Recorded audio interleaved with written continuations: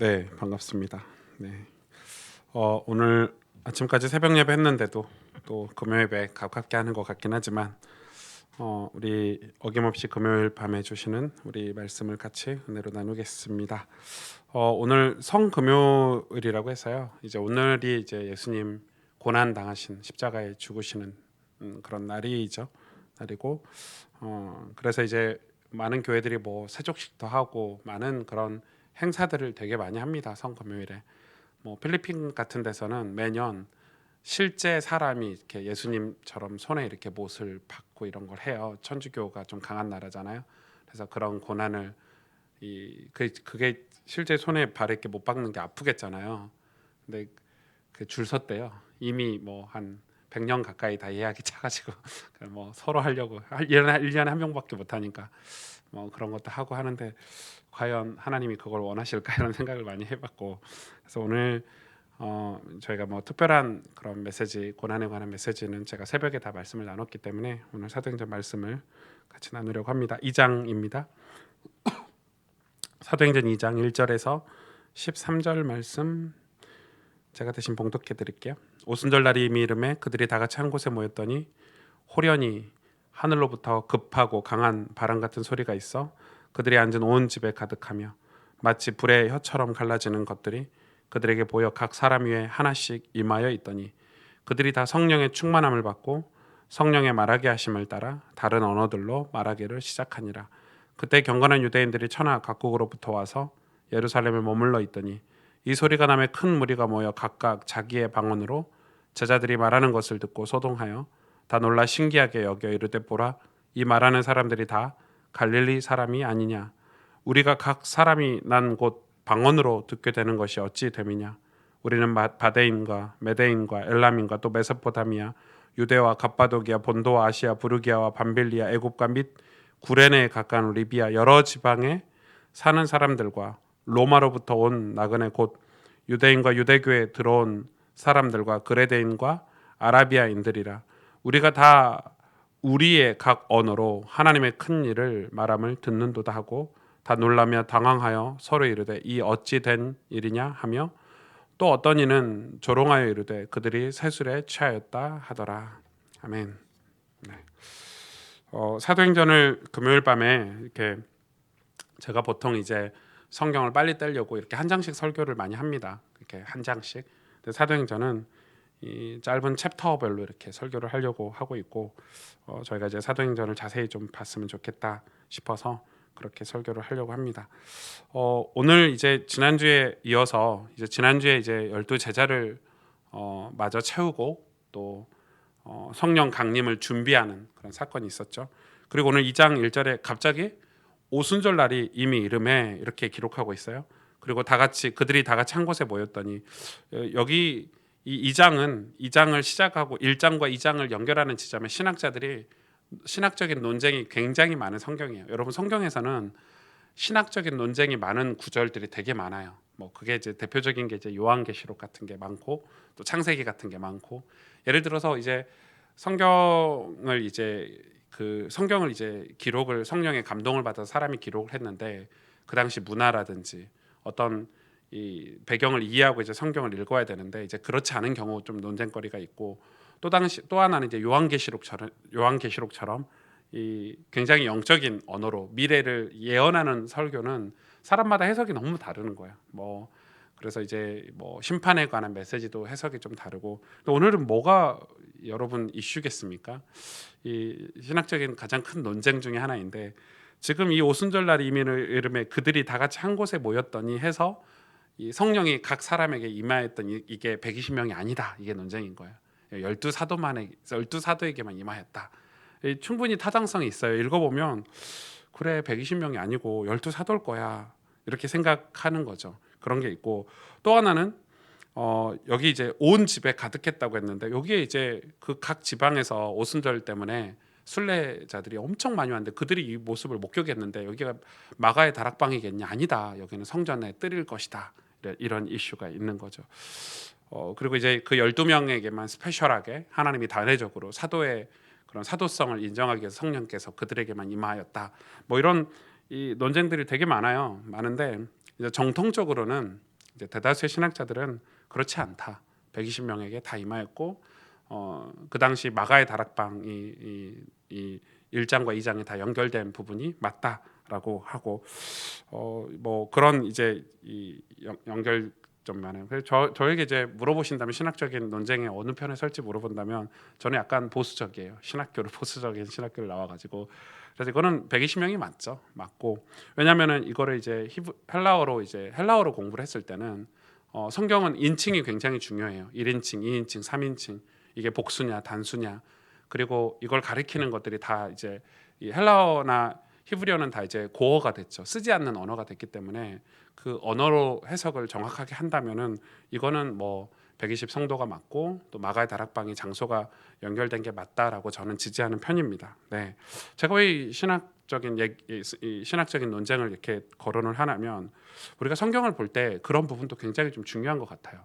그러니까 그런 해석이 없으면 왜 도대체 이때 하나님이 이런 사건을 주셨는가? 우리는 너무 말씀을 성령에 우리도 그러면은 오순절 날처럼 우리가 성령이 각 불같이 바람같이 불바람에 대한 신학적인 것도 좀 살펴봐야 되고요. 이게 지금 단회적인 사건인지 오늘날에도 이 사건이 이뤄지는 건지 이거를 다 확인을 다 해야 돼요. 안 그러면 신앙이 굉장히 맹목적이고 그래서 이제 일어나는 게 수많은 사이비들이 이런 본문을 가지고 이제 이 성도들을 많이 유혹하고 이렇게 한단 말이죠. 뭐 오순절 개통의 이제 대표적인 이제 우리나라의 교단은 이제 미국에는 오순절 개통의 교단이 굉장히 많아요. 굉장히 많고 뭐 빈야드 운동을 하는 단체들도 굉장히 많은데 우리나라는 대표적으로 순복음교회죠. 순복음교회 여러분 그 여의도 순복음교회가 이제 대표적인 교회인데 가시면 다 방언해야 됩니다. 방언 안 하면 이 신앙인도 아닌 거예요. 이제 우리 교회 같으면 이제 아무도 예수 잘 믿는 사람이 없는 거죠. 저도 방언 안 하거든요. 저도 이제 저희 교회 목사님이 제가 예전에 다녔던 지금 뭐 옛날엔 광주 대교였죠. 저 박희성 목사님이 그 이렇게 복음 운동을 접하기 전에는 방언을 굉장히 많이 강조를 하셨어요. 저희가 금요 예배를 뭐 8시에 시작하면 다음 날 아침 새벽 기도회까지 기도를 시키셨으니까 풀타임 금요 예배죠. 금요 철야죠. 그때 보면 방언을 이렇게 했고 막 강요하진 않으셨지만 저도 그때 이제 방언을 했는데 뭐 그런 거죠. 남들 다 하니까 이걸 해야 되는지 그 어린 마음에 내가 하는 방언이 이게 맞는 건지 아닌 건지 그렇게 얘기를 하죠. 오늘 이 본문을 좀 자세히 볼 거예요. 자세히 짧지만 시간이 자세히 볼 거고 굉장히 중요하죠. 이 2장 1절에 오순절 날이 이미 이르면 이건 진짜 중요하죠. 여러분 이건 얼마나 중요한 내용이냐면 완전히 하나님의 구약의 모든 예수님께서 오시겠다고 예언하신 구약 그리고 하나님이 교회를 세우시겠다는 구약의 예언 그 예언을 이 한 절로 다 끝내는 장면이거든요. 왜냐하면 지금 우리가 레위기를 공부하는 이유도 마찬가지. 레위기를 공부를 지금 이제 다음 주죠. 이번 주 말고 다음 주에 우리가 오순절에 대해서 배우거든요. 이번 주는 유월절과 이 무교절이면 다음 주에 이제 오순절. 오순절이 구약에는 뭐라고 기록돼 있죠? 오순절 맥추절이죠. 이제 모르시죠? 아직 안 배웠으니까 이해가 가요. 예, 여러분의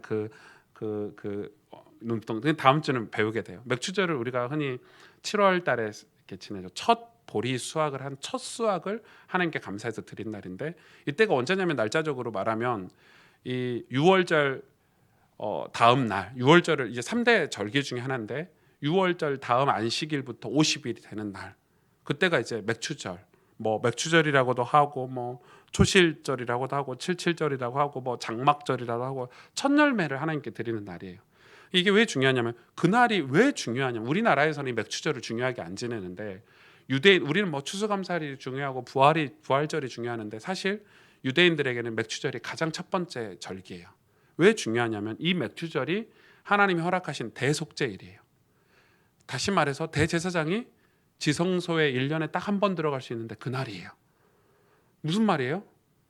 이스라엘의 모든 죄악들을 다 뭐 양을 이 흠없는 양들을 다 잡아가지고 대제사장이 하나님 앞에 이 죄 문제를 해결하려고 그 지성소에 들어갈 수 있는 단 한 번의 기회인데 그날이 바로 맥추절이 오순절이에요. 그러니까 지금 오순절을 여러분 우리가 이해를 어떻게 할 수 있죠? 지금 오순절이 성령이 임하셨다는 것은 이 대제사장이 지성소에 들어가서 하나님의 임재가 없으면 죄사함을 받지 못하는 거예요. 다 지옥 가는 거예요. 구약에도 만약에 조금이라도 흠이 있거나 조금이라도 제사장이 실수를 했거나 조금이라도 뭐 이스라엘 뭔가의 문제로 하나님이 그 지성소에 임재하지 않으시면 어떻게 돼요? 그 해는 넘어가는 거예요. 또 1년을 기다려야 되는 거예요. 그럼 그의 죄 문제는 해결이 못 받는 거예요. 그러니까 지금 그거를 구약의 율법으로 하나님이 이 출애굽기의 성막을 만드시고 지성소를 만드시고 성막을 만드시고 주시는 완전 강력한 법이잖아요. 그게 이게 오순절날이에요. 대속죄일이에요. 사실 뭐 추수해서 하나님께 제물을 드렸다 뭐 이런 의미보다는 이 대속죄일이 훨씬 더 중요한 절기의 의미 중에 하나거든요. 그러니까 죄 문제를 사하기 위해서 그 말은 무슨 말이에요? 오늘 이 사도행전의 첫 번째 오순절 날에 예수님이 부활하시고 첫 오순절, 예수님 언제 돌아가셨어요? 6월절 날 절기에 맞춰서 돌아가셨어요. 기가 막히죠. 그러니까 부활절 다음에 이 맥추절까지 50일이에요. 하나님이 절기대로 지금 신약을 성취하셨단 말이에요. 그 중에 하나 오순절 날이 이르면 이때 무슨 일이 벌어졌어요? 예수님을 믿는 부활을 믿는 성도들에게 성령이 임하셨어요. 성령이 어떻게 임하죠? 회개할 때 임하죠. 성령이 임하셔서 회개도 했지만 회개하는 자에게 성령이 임하시죠. 말씀을 듣고 마가다락방에 순종해서 모였던 성도들에게 성령께서 처음 강림하셨다는 말은, 여러분 성령이 우리 안에 오셨다는 말은 뭐예요? 우리를 구원하신다는 증표죠. 구원하시겠다는 거죠. 성령이 임하셨다는 우리를 새롭게 하겠다는 거예요. 오늘 보니까 바람 불로 임하셨죠. 바람 불도 중요해요. 구약은 하나님이 임재를 다 바람으로 표현을 했어요.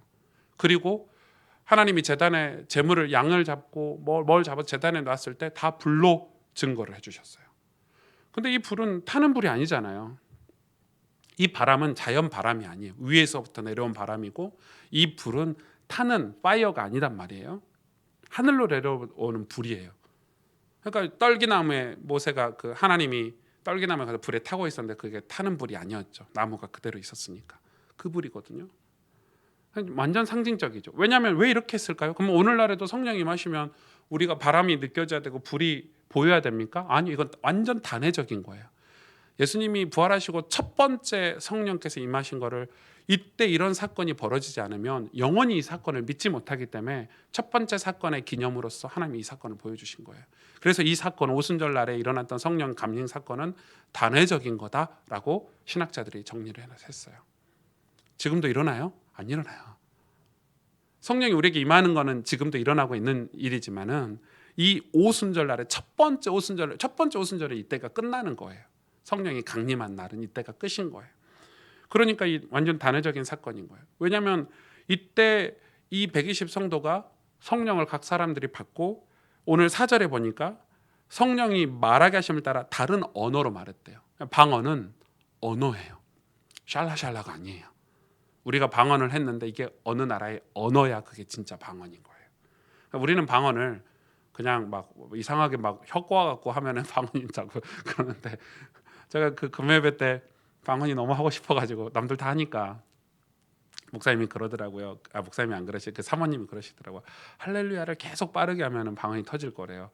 그래서 할렐루야를 계속 빠르게 했는데 새벽까지 계속 할렐루야만 한 적도 있고 안 터져요. 그게 뭐 이렇게 방언이 그런 게 아니더라고요. 제 마음대로 되는 게 아니더라고요. 근데 방언을 막 이상하게 하는 분들이 있는데 방언은 언어예요, 언어. 실제로 이 아프리카에 가서 방언으로 설교하는 목사님들도 계세요. 놀랍죠. 언어를 배운 적이 없는데 방언으로 기도하고 방언으로 이야기했더니 그 나라 사람들이 이야기를 들었다는 그런 예화들도 많아요. 방언은 언어예요. 언어. 이거 왜 이렇게 다른 언어로 하나님이 성령이 임하셨을 때 이 방언이라는 걸 했어요? 완전 단회적인 거죠. 이때 당시는 예수 그리스도의 그 복음이 빠르게 전파가 돼야 되는 그런 시기적인 상징성도 있는 거예요.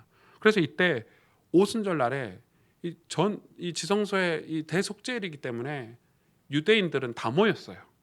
몇 명인지 상상하지도 못할 만큼 모든 유대 지역에서 이날은 1년에 한 번은 수십 리길을 걸어서 수백 리길을 걸어서 며칠을 걸어서 이 예루살렘 성전에 모이던 때예요.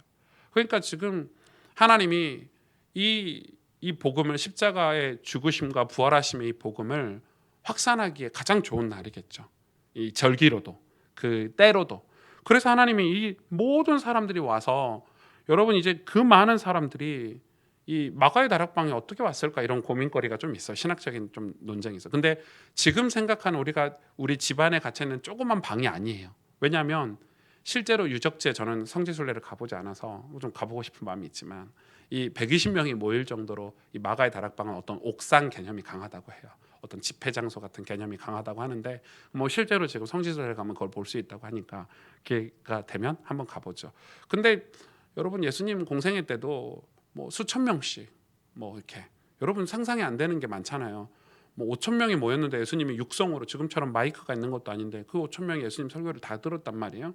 이런 게 이제 우리가 해석하기가 어려운 것들이 어떻게 5천 명이 다 들었을까? 예수님 목소리가 엄청 컸겠네.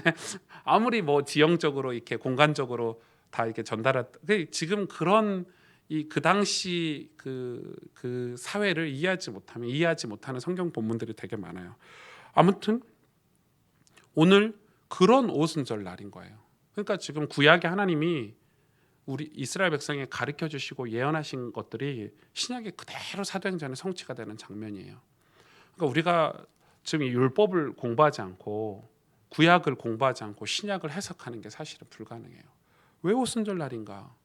왜 오순절 날인가? 이거예요. 그러니까 정말 중요한 지금 사건이 벌어지고 있는 거죠. 거기에 성령이 임하셨어요. 그럼 우리는 어떤 신앙을 여기서 배워야 되냐면 우리에게 오순절 날은 어떤 개념이 있어요? 우리가 예수님을 믿고 예수님의 죽으심과 부활하심을 믿고 그 부활의 주님을 만나고 나서 뭘 기다리라고 했죠? 성령을 기다리라고 했어요. 그 말은 성령이 임하셔서 예수님을 믿는 경우는 거의 없어요. 예수님을 믿고 성령이 임하시는 거예요. 그러니까 교회를 다니고 복음을 듣고 우리가 은혜를 받잖아요. 근데 그게 성령 임한 거하고 조금 달라요. 내가 예수님 복음에 대해서 이해를 했어. 우리가 복음 메시지를 듣고 창세기 3장 뭐 이런 메시지를 듣고 예수님이 날 위해 죽으셨구나 믿음이 생겼어. 교회를 다니고 믿음이 생기고 하나님 말씀이 들리고 은혜를 받지만 성령 임하는 거하고 조금 분리될 수 있죠. 그 말은 우리에게도 지금 오늘날에게도 예수 믿는 사람들에게 아직 이 오순절 날에 성령 세례가 없는 성도들이 많다는 거예요. 우리는 지금 이 성령 세례를 두고 우리 사도행전을 통해서 굉장히 중요하게 접근을 해야 되고 이 성령 세례가 우리에게 진짜 임했는지 안 임했는지 확인을 해봐야 돼요. 너무 중요한 거예요. 이 성령 세례가 성령이 임하시면 어떻게 되냐면 어떻게 되죠? 성령이 그 사람을 주장하게 돼요. 그게 4절이죠. 그들이 다 성령의 충만함을 받고 성령이 말하게 하심을 따라 다른 언어들로 말하기 시작하니라. 이거는 그 당시에 방언을 했다는 중요한 의미도 있지만 오늘날 우리에게는 성령이 우리에게 임하시면 우리가 다른 언어를 쓰기 시작해요. 예수님을 믿고 왜 사람이 변화되지 않고 변화 안 돼. 절대 변화 안 돼. 저 인간은 절대 변화되지 않을 거야라고 얘기하지만 진짜 성령이 임하시면 변화되죠. 제일 첫 번째 변화되는 게 언어의 변화라고 이야기해요. 여러분 이건 굉장히 중요해요. 우리가 가식적으로 이게 교회 다니니까 이렇게 포장해서 하는 말이 아니고 가식이 아니고 정말 성령이 우리 안에 내주하시고 충만하게 되면 제일 먼저 바뀌는 게 언어가 변화가 돼요. 여러분 이거는 제가 이제 나중에 이 사도행전 설교하면서 하나하나 찝어 넘어갈 건데 크리스찬의 언어, 예수 믿는 사람들의 언어, 우리의 언어, 저의 언어만 해도 얼마나 계산적이야 언어라는 게, 말이라는 게, 사람들에게 하는 말이라는 게 저 사람을 위해서 하는 말인 것 같은데 뒤에는 계산이 다 있거나 여러분 이런 거 많잖아요. 여러분 그런 거 없으세요? 예. 그리고 나는 이제 순수하게 했던 말인데 그 말이 내 속에 어떤 상처가 묻어서 나오거나 어떤 오승주라는 사람의 어떤 인격이 묻어서 나오는 게 대부분인 거죠. 그러니까 진짜 그런데 우리가 세상을 살리고 이 복음 전파를 위해서 우리 언어를 하나님이 주셨는데 이 언어를 사용하실 텐데 그런데 사실은 우리가 성령이 충만함, 성령이 우리 속에 내주하셔서 성령의 충만함을 입지 않으면 우리 언어가 변화될 수가 없다는 거예요. 그래서 성령 임하셨을 때 가장 먼저 성령께서 하시는 사역 중에 하나가 언어를 바꿨죠. 언어를 바꿨어요. 그거를 우리가 좀 확인해 볼 수 있죠.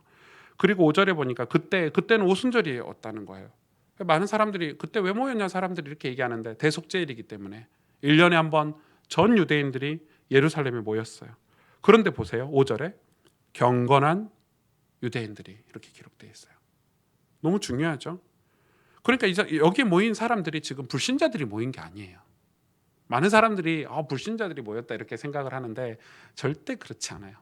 이 사도행전의 2장은 이미 하나님이 모든 때가 참회라는 우리 찬양이 있잖아요. 때가 참회. 때가 완전히 풀로 차버린 거예요, 지금. 그러니까 지금 여기에 모인 이 유대인들은 그냥 보편적인 유대인이 아니라 이방인은 아예 없고 완전히 경건하니까 대속죄를 지키려고 왔겠죠. 그들에게 기회가 있는 거예요. 여러분, 우리의 경건이 얼마나 중요하냐면 경건한 자에게 첫 번째 기회가 있어요. 절대 준비되지 않은 사람에게 기회는 없어요. 성경은 그걸 얘기해요. 성경을 매일 읽지 않는 사람에게 성령이 임할 리가 만무하고 기도 생활이 없는 사람에게 성령이 임할 리가 만무해요. 경건한 유대인이에요. 경건하기 때문에 예루살렘 성전까지 왔겠죠. 속죄를 지키려고. 천하 각국으로부터 예루살렘에 머물러 있더니 이 경건한 유대인들이 이 예루살렘에 지금 머물러 있는 거예요. 여러분, 이들이 다 흩어져 있는 거예요. 수많은 나라, 메소포타미아, 유대, 갑바도기아, 본도, 아시아.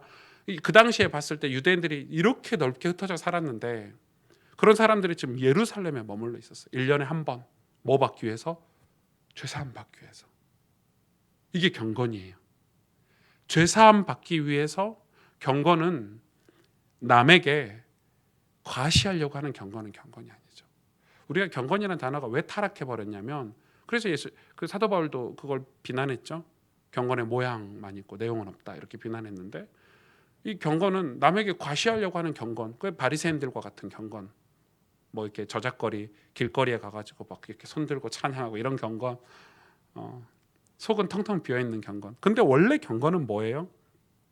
죄사함 받기 위한 경건이에요. 여러분, 죄사함을 받으려고 하는 경건은 어떤 경건이겠어요? 우리 인간의 언어로 표현하기 뭐하지만 정말 겸손이겠죠. 낮아짐이겠죠. 그러니까 죄사함을 받으려면 하나님 앞에 내가 죄사함이라는 거 받기 위해서 1년에 딱 한 번 가장 1년에 내가 키운 이 짐승들 중에서 가장 흠없는 것 하나님께 드리기 위해서 특별히 관리한 것을 끌고 와서 여러분 생각해 보세요. 그 오랜 며칠을 최소 30일을 걸어온 사람도 있다고 기록에 나와 있더라고요. 그 걸어오는 동안 얼마나 많은 생각을 했겠어요. 내가 지었던 죄, 내 무너진 삶, 내가 아무리 해도 노력해도 안 되는 그런 이 인생의 죄 문제들을 얼마나 많이 묵상하고 그 예루살렘 성에 이 대속죄일에 걸어왔겠어요. 이 경건한 유대인. 이 경건이라는 단어는 내가 하나님 앞에 은혜를 구하고 긍휼을 구하고 자비를 구하는 그런 마음이에요. 이 유대인들에게 기회가 있는 거예요. 이 유대인들이 하필이면 마가의 다락방에 어떤 연고인지 성경에 기록해서 밝히고 있지 않지만 수많은 신학적인 어떤 이슈들이 있지만 어찌 됐든 간에 이 성령이 임하는 그 사건을 보게 됐어요. 그렇죠? 그걸 보게 됐고 그들이 하는 방언을 여러분 이슈가 안 됐겠어요? 120명이라는 사람이 난리가 났겠잖아요. 기도를 지금처럼 조용히 묵상기도 한 게 아니라 성령이 임하셔서 충만해가지고 막 방언이 터졌는데 삽시간에 사람들이 모였겠죠. 그 좁아 터지는 예루살렘 성전이 크진 않아요. 예루살렘 성전이 크지 않다니까. 그 마가의 다락방에 삽시간에 사람들이 소문을 듣고 모였을 거예요. 혹시 신학적으로 논쟁이 되던 이게 마가의 다락방이 아니고 성전 뜰이라고 할지라도 삽시간에 모였겠죠. 그들이 봤더니 깜짝 놀란 거예요. 저들이 무슨 기도를 하는데 왜냐하면 이게 기도하는 건 이상한 게 아니에요. 이 경건한 유대인들도 몇 명인지도 모르죠. 수만 명, 수십만 명이 됐을 수 있어요. 이 유대인들도 예루살렘 성전에 와서는 다 기도했어요. 여러분 예루살렘 성전에 해가지고 한가하게 이렇게 커피 마시고 스타벅스에 가서 커피 마시고 이랬겠어요? 자기 죄를 제사장을 통해서 그 속죄제를 드리기까지 얼마나 오랜 시간을 기다렸겠어요. 우리가 이렇게 우리나라 같이 발전해서 저 오늘 사전 투표했거든요. 한참 기다렸거든요. 가서 줄이 한참 기니까. 그 당시는 이 소 한 마리 잡고 양 한 마리 잡고 염소 잡고 뭐 이런 잡는데 여러분 시간이 얼마나 걸리겠냐고요. 또 한두 명도 아니고 1년에 한 번 드리는 그 대속 수많은 사람들이 거기 모여가지고 그 제사를 준비하는데 다들 그냥 기다린 게 아니라 기도하고 기다린 거죠. 그러니까 이게 기도한 것 자체는 문제가 되지 않아요. 그런데 뭐가 문제예요? 언어가 문제였어요. 그들이 말을 하는데 자기들 말이 들리는 거야.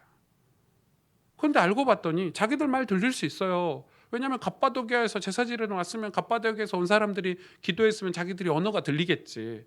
그런데 자세히 보니까 누군가가 지목해서 보니까 저 120명은 다 갈릴리 사람이라는 거예요. 그렇죠. 예수님 동네 갈릴리 사람이라는 거예요. 그러니까 거기서부터 이제 사람들이 난리가 난 거예요.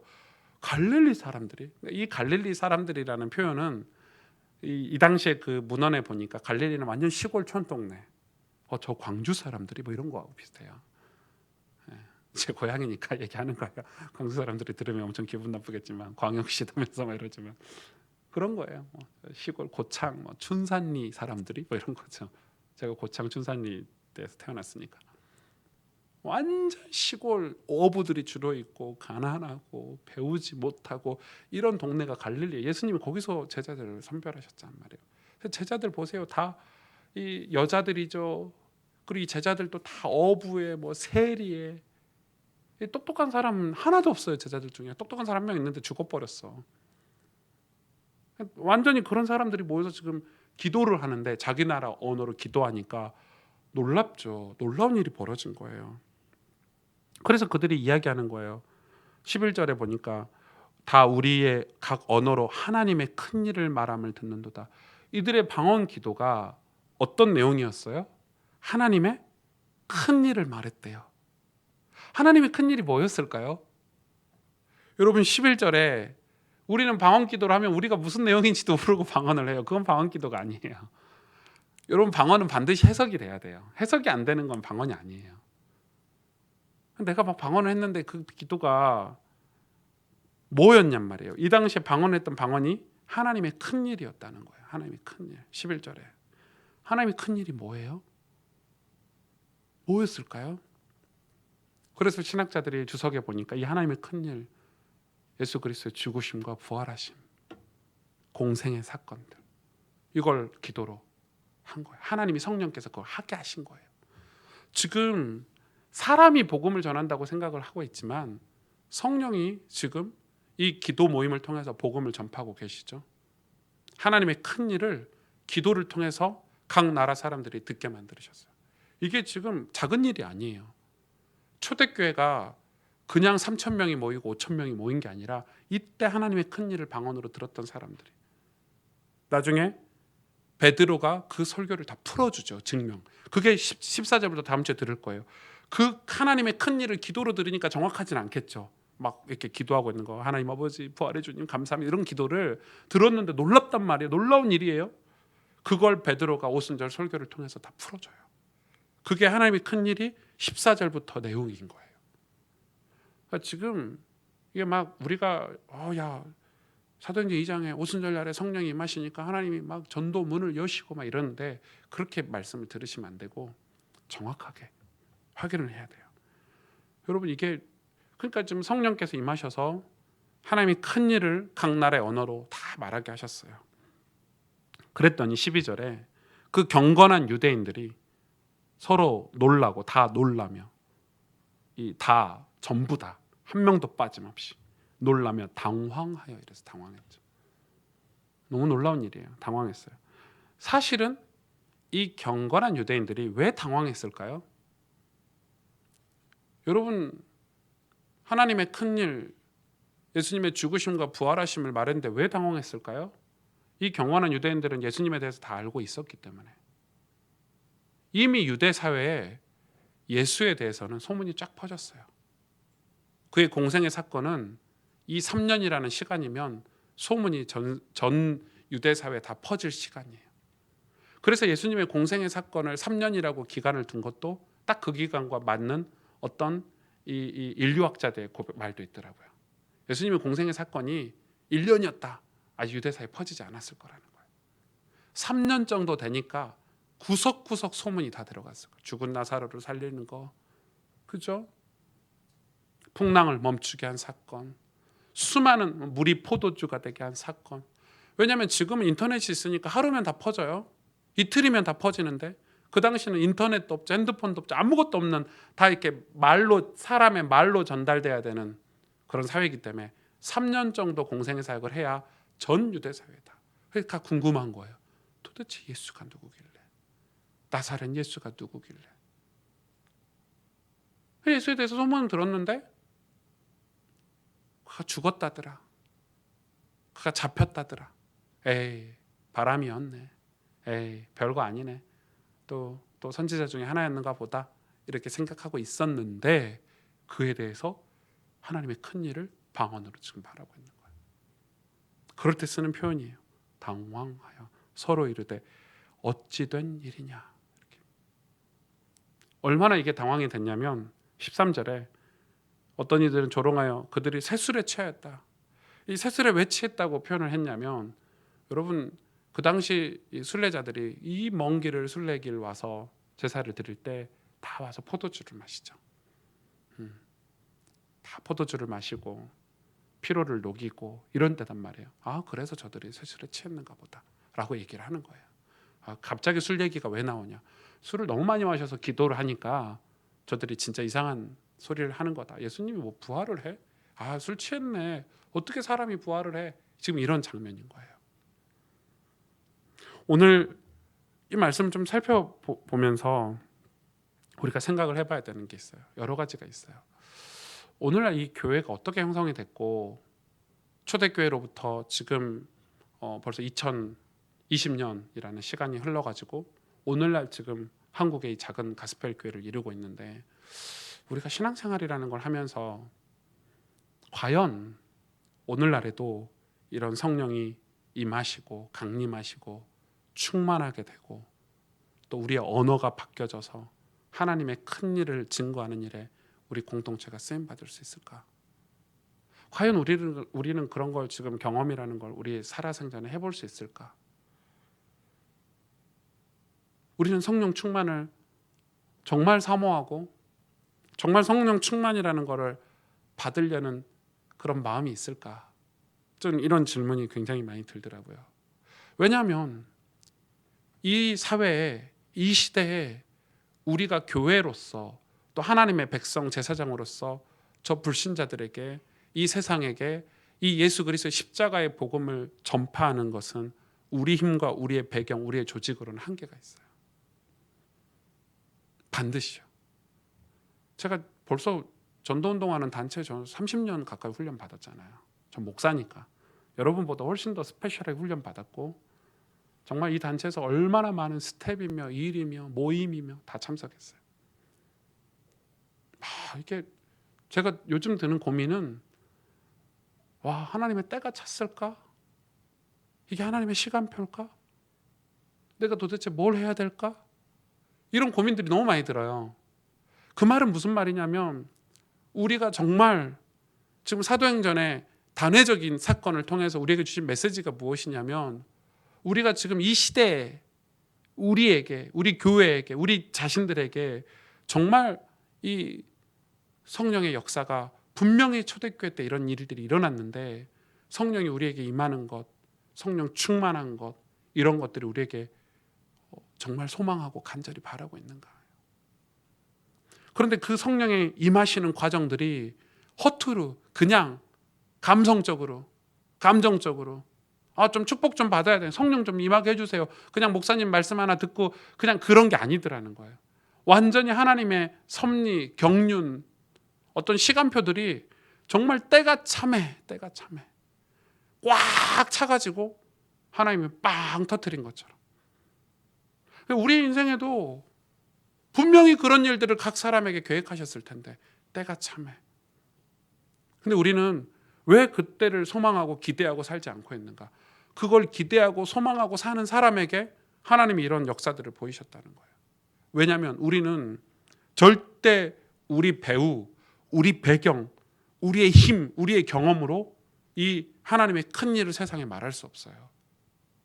갈릴리 사람 같은 우리 존재로는 하나님이 하실 일들을 절대 말할 수가 없어요. 하나님 그걸 아시고 성령께서 우리에게 성령을 보내주셔서 우리에게 보호하시고 가르치시고 은혜를 주셔서 우리에게 이 일을 하게 하신다는 거예요.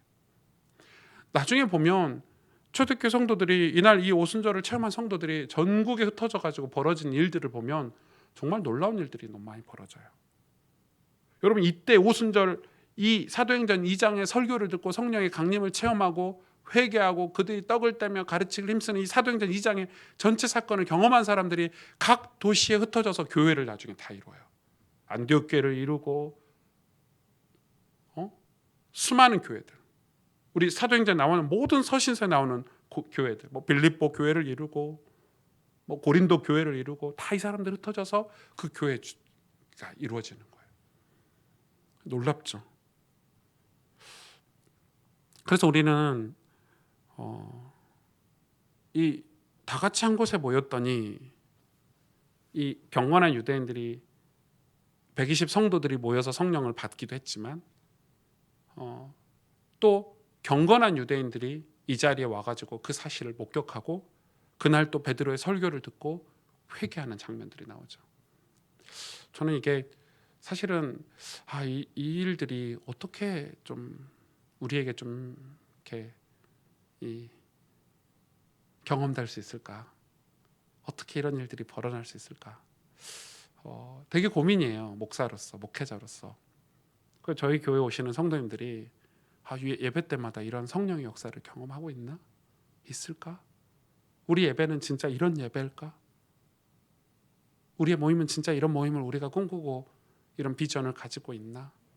이거 아니면 이 땅을 바꿀 수 있는 길이 없는데 우리가 이런 교회가 아니면 이런 공동체가 아니면 우리 자녀들에게 이 복음을 설명해 줄 길이 없는데 복음은 설명을 하죠. 책을 통해서 수도 없이 우리의 말을 통해서 수도 없이 메시지를 주지만 아이들은 변화되지 않잖아요. 성령의 역사가 아니고서는 불가능한 일이란 말이에요. 그 복음을 깨닫는 게. 그래서 우리는 오늘 말씀을 들어서 이렇게 뭐 제가 깊이 신학적으로 또 이 성경을 해석을 했지만 우리 몇 가지 기도 제목을 좀 붙잡았으면 좋겠어요. 진짜 붙잡았으면 좋겠어요. 제일 먼저 붙잡아야 될 기도 제목, 첫 번째로 붙잡아야 될 기도 제목은 우리가 성령의 충만함을 사모하고 있냐는 거예요. 진짜 우리가 성령의 충만함을 우리가 간절히 진짜 진심으로 바라고 있냐는 거예요. 제가 왜 진짜 진심 이런 단어를 쓰는지 여러분 아시겠죠? 어쩌면 우리는 아직 성령께서 우리 안에 임하시지 않으셨을 수 있어요. 그냥 예수 믿는 경건한 사람일 수도 있어요. 아직 진짜 우리 안에 회개가 안 벌어졌을 수도 있어요. 진짜 회개가 일어나면 어떤 일이 벌어져요? 성령이 충만하게 돼요. 성령이 말하게 하심을 따라서 말하게 돼요. 언어가 바뀐다는 거예요. 여러분 언어가 여러분의 언어를 쓰고 계십니까? 아니면 내 안에 성령께서 충만하셔서 쓰는 그 기쁨의 언어입니까? 찬성의 언어입니까? 여러분 그게 증거라고 저는 생각해요. 저는 어쩔 때 성령 충만하지 않을 때가 너무 많아요. 제 언어가. 그리고 우리는 두 번째 좀 살펴봐야 될 게 뭐죠? 누구에게 기회가 있죠? 경건한 사람에게. 경건은 뭐예요? 죄사함 받으려고 하는 사람들. 그걸 위해 흠없는 양을 준비하고 1년에 한 번 그날을 사모하고 기대하고 하나님 앞에 구원받고자 내 죄를 사함받고자 간절히 바라는 사람들. 그런 사람들이 경건한 사람들이에요. 우리가 성령의 충만함을 받기 이전에 성령의 역사를 경험하기 이전에 우리가 인간이 해야 될 최선의 것이 무엇이냐? 경건이에요. 경건. 그거 우리 회복해야 되는 거예요. 자꾸 부모님들이 그래요. 우리 자식 저것들은 저 인간들은 예배도 똑바로 안 드리고 말씀도 똑바로 안 듣고 그러면서 본인들은 그게 없는 거예요. 제가 너무 아이러니한 상황들을 너무 많이 겪어요. 사람들은 서로 간에 비난할 때 저 사람의 약점을 가지고 비난하거든요. 내가 저 사람보다 좀 우위에 있는 것 같고 비난해요. 그럼 반대적으로 나도 약점이 있잖아요. 그러니까 이게 인간관계가 틀어질 수밖에 없는 이유들은 정말 많아요. 사단이 진짜 그런 역사를 하는 거예요. 마귀가. 경건하다는 것은 완전 다른 삶이 되는 거예요. 내가 죄사함을 위해서 내 삶을 드리는 경건한 삶은 완전 다른 삶을 살게 돼요. 그런 사람에게 뭐가 있냐? 기회가 있어요. 하나님 나라의 기회가 있는 거예요. 우리는 최선을 다해놓고 그 다음은 하나님 뜻에 맡겨야 돼요. 우리 때 성령의 역사가 안 일어날 수도 있어요. 우리 때 부흥이 안 일어날 수도 있지만 다윗처럼 하나님의 성전을 준비하고자 평생을 살았던 다윗처럼 우리는 그런 삶을 살아야 돼요. 그래 우리 자녀 때라도 성령의 역사가 일어날 수 있고 우리 다음 세대에 성령의 역사가 일어날 수도 있는 거예요. 우리 인간의 입장에서는 이 경건함이 늘 죄사함, 하나님 나라가 임하도록 간절히 기도하고 살아야 되는 거예요. 얼마나 인간이 이기적이냐면 나 때 성령의 역사가 안 일어나면 끝내버려요. 다윗 같은 신앙인 별로 없는 거죠. 다윗은 다 준비했죠. 성전 준비할 준비를. 하나님 못하게 하셨어요. 결국 솔로몬이 했지만. 그런 것처럼 이 말도 그 말이에요. 어떤 사람에게 신앙의 기회가 있냐? 어떤 사람에게 가정 복음화의 기회가 있냐? 어떤 사람에게 교회 부흥을 맛볼 수 있는 기회가 있냐? 어떤 사람에게 세상의 불신자 영혼들을 살려내는 진짜 하나님의 그 때가 참의 기회가 있냐? 경건한 사람에게. 우리는 경건한 삶을 회복해야 돼요. 그리고 마지막으로는 우리의 기도 제목이죠. 우리는 다 갈릴리 사람들 같은 존재들이잖아요. 다 부족하고 연약하고. 그들이 어떻게 한 곳에 모여서 한 팀이 될 수 있었을까? 뭐 나중에 설명을 많이 하겠지만 성령께서 하나로 묶으시는 게 있더라고요. 저는 진짜 이런 공동체 꿈꾸거든요. 이 다양성 속에서 통일성이 있잖아요. 이 사도행전 2장은 엄청 다양성이거든요. 120명도 다양한데 여기 모인 그 경건한 유대인들 더 다양했어요. 각 나라를 다 표시해 놓으셨잖아요. 하나님이. 이 다양성 속에서 통일성이 있었어요. 뭘로 다 하나가 됐죠? 사도의 가르침으로, 하나님 말씀으로 다 하나가 됐어요. 성령으로 하나가 됐어요. 성령이 우리에게 임한다는 것은 우리의 배경, 배후, 우리의 지식 그걸 다 사용하시지만 우리가 하나 되게 하면서 걸림돌이 되게 하지는 않아요. 저는 이게 중요하다고 봐요. 제가 집에 가서 목사 노릇하면 저희 집은 지옥 같을 거예요. 저희 자녀들이나 저희 와이프는. 전 집에 가면 남편이 되거든요. 아빠가 되고 좋은 아빠가 되려고 노력하고 좋은 남편이 되려고 노력하고 좋은 자녀가 되고 좋은 형제가 되려고 노력해요. 성령께서 성령이 임하. 그래서 사도 바울이 성령 임하시고 내가 풍부에 처할 줄을 알고 비천에 처할. 이 말은 제가 가정으로 비유를 했지만 우리가 세상을 살아가면서 하나님으로 충만한 사람은 비율을 맞추거나 이렇게 남 눈치를 보라는 게 아니라 사람이 복음을 위해서 완전 다른 사람이 돼요. 안 그러면 내 배경을 가지고 어떻게 복음을 전하겠어요, 여러분? 갈릴리 사람이 어떻게 복음을 말도 안 통하는 사람들에게 복음을 전할 수 있겠어요? 근데 복음은 그 모든 인간의 한계들을 다 뛰어넘어서 전하게 하는 성령께서 하시는 일이라는 거예요. 그래서 우리의 목적은 이 전도하고 선교를 하는 데 있어서 성령이 임하시지 않으면 전도 선교가 한계가 있어요. 그래서 수많은 쓰임받았던 단체, 성령이 충만했을 때는 막 쓰임받았다가 그들이 교만하고 오만했을 때는 그 단체들이 쓰임받지 못하는 경우 많이 봤죠. 교회도 마찬가지예요. 엄청 쓰임받았어요. 쓰임 안 받은 게 아니에요. 쓰임받았는데 어느 순간에 성령이 다 소멸하고 나중에는 부패하고 타락하고 어떤 단체든지. 그래서 여러분 단체를 신봉하면 우리는 안 돼요. 우리는 늘 그래서 성령을 쫓아서 신앙생활을 해야 되는 거예요. 오늘 세 번째 중요한 메시지예요. 우린 연약하기 때문에 늘 성령을 쫓아서 신앙생활을 해야 우리 인생이 늘 하나님께 복음 전파에 쓰임받을 수 있는 인생이 된다는 거예요. 오늘 이 세 가지를 기억했으면 좋겠어요. 우리 같이 기도하기를 원하고 또 다음 주에 우리가 베드로의 설교를 통해서 오늘 이 중요한 성령 강림 사건을 또 다시 재해석할 수 있는 시간이 있으니까요. 여러분 이 오늘 말씀을 많이 기억하고 우리가 기도 제목 삼아야 되겠습니다. 같이 기도하십시다.